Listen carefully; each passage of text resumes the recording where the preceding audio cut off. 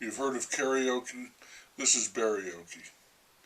And this one's about RDarling stubs his toe. Many years ago, when I was a young boy, if I came across a baseball book written by a player, I went out of my way to get it and read it. I was a big baseball fan, and I was curious to see what went on inside the game. So I read The Long Season by Jim Brosnan, and even more avidly, Ball 4 by Jim Bouton. But then there was a deluge of baseball books. Every player in the game teamed up with every sports writer, and I read none of them. As a team, the Yankees led the pack, and I think Pete Rose has the individual record for most books by, for, as told to, and about. I thought it was all a thin treacle and bleeding ego, and I wasn't interested. Recently, I was in the main library working on something else, and a baseball book caught my eye, and I thought, hey, for old time's sake, why not? So I grabbed the book, took it home, and read it. It was Game 7, 1986, Failure and Triumph in the Greatest Game of My Life, by RDarling. I remembered Darling as a pitcher for the Mets, just barely. I looked him up, a 13-year career, 136 wins, 116 losses, with 13 shutouts, 1,590 strikeouts, a 3.87 ERA. One All-Star team, one Gold Glove, one cover of Sports Illustrated, one vote for the Hall of Fame, and once he hit a home run in 2 consecutive starts. Not a bad career, and now he's a broadcaster, and he's co-written, 3 books.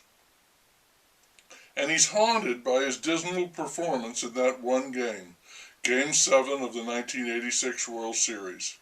He started the game, pitched 3 2/3 innings, gave up 3 runs, all earned, including 2 solo shots, and to this day, he can't get over it. He wrote, reflecting on his career, "It's the bad games that have stayed with me, and this one is stuck to the bottom of my shoe."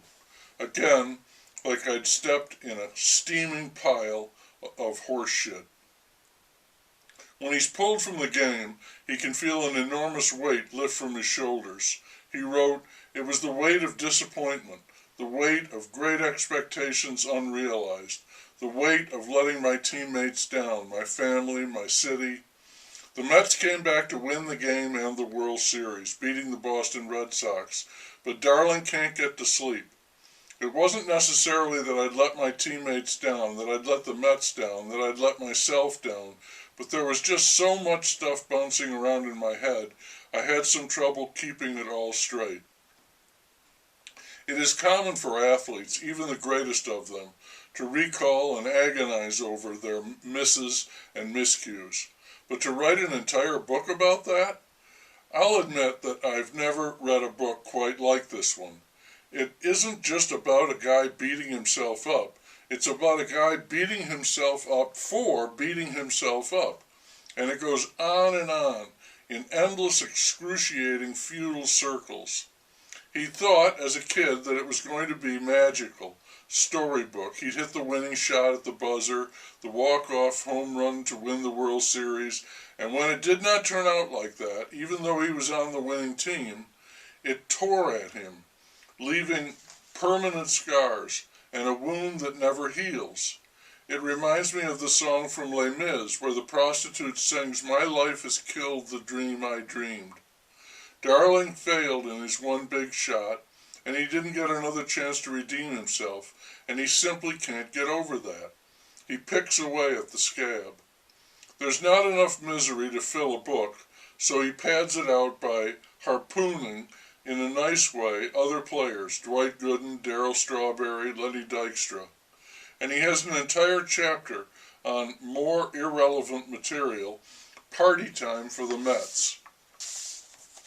Cocaine, weed, alcohol, and amphetamines, white crosses and black beauties. He dishes, and it's all fluff, a big tease. He swears it all happened, but he's not going to name names. He doesn't have to, for goodness sake. Doc Gooden was arrested again just a week ago. That's over 30 years later. And he had no personal knowledge, blah, blah, blah.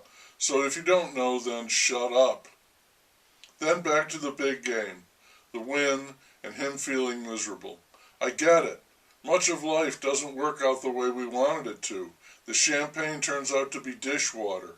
That's life. That's what the people say. You're flying high in April, shot down in May. Hey, darling, you went to Yale. You had a big league career. Shut the fuck up.